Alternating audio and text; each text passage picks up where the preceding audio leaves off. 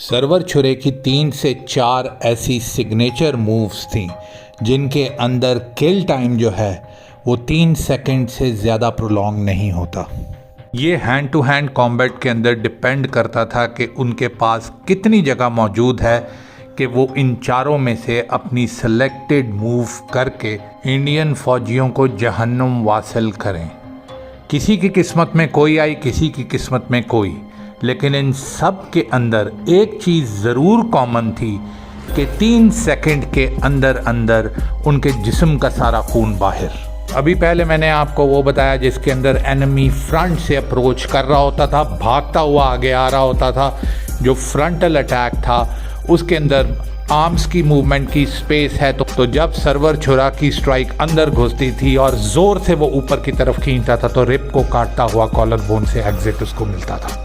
This is not possible except if you have a 40-layer Damascus steel multi-ridged knife like सरवर छुरा, और फिर इसके लिए ताकत भी सरवर छुरे की होनी चाहिए। सिर्फ छुरे की मूवमेंट ऊपर की तरफ नहीं जाती थी, दुश्मन की आंखें भी दिमाग की तरफ चढ़ जाती थी। But not always the same situation, sometimes you have to ambush the enemy. तो इधर सरवर छुरे की second signature move of Kargil, plucking the left carotid artery.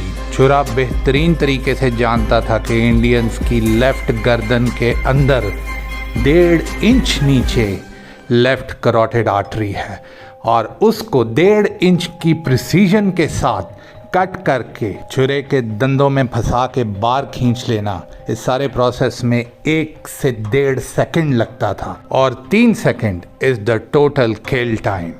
लेकिन पहले ही सेकंड के अंदर यानी इम्पैक्ट होते साथ आपका ब्रेन डेड, आपकी आंखों के आगे अंधेरा, आपकी आवाज़ ख़त्म।